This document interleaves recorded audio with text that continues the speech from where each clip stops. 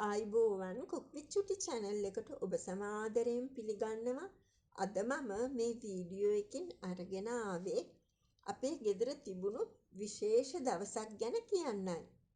මගේ සහෝදරියෝ ඒ අයගේ පවුලේ අයත් එක්ක අපේ ගෙදර දවල් කෑමකට ආවා. ඒ දවස මට ඉතාමත්ම සතුටු දවසක් වුණා. දීර්ඝ කාලයකට පස්සේ අපි හැමෝම එකට එකතු වුණා. ගෙදර අයත් ඒ අයත් එකම මේසයක ඉඳගෙන කතා බහ කරමින් සිනාවෙන් පිරුණු හරිම ලස්සන මොහොතක් ගත කළා. ඒ විශේෂ දවසට මම තීරණය කෙරුවා ගමේ රසට ගැලපෙන දවල් ලන්ච් එකක් හදන්න. මගේ මෙනු එක තමයි බත් සූදුරු සම්බවලින් ඒ වගේම රතු බත්, පරිප්පු සුදට, චිකන් කරියක්, මාළු ඇඹුල් තියලා, ෆ්‍රයිඩ් සෝයා කරියක්, බණ්ඩක්ක සුතට, සම්බෝල, පපඩම්,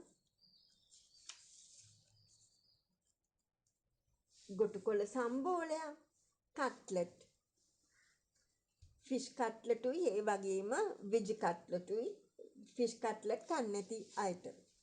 මේ සියලුම කෑම වර්ග එකතු කරලා හදපු ගමේ රසදවල් ආහාරي පවුලේ හැමෝටම රසවත් වුණා.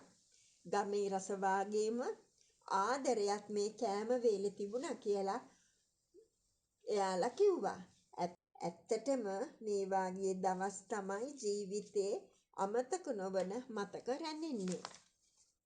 මේ ලස්සන දවස මගේ YouTube channel එකෙන් ඔබත් සමග බෙදා ගන්න ලැබීම ගැන මම ගොඩාක් සතුටු වෙනවා. වීඩියෝ එක බලලා ඔයාලත් මේ වගේ පවුල් එකමුතුවක් තියෙන දවසක් ලැබෙන්න කියලා මම ප්‍රාර්ථනා කරනවා.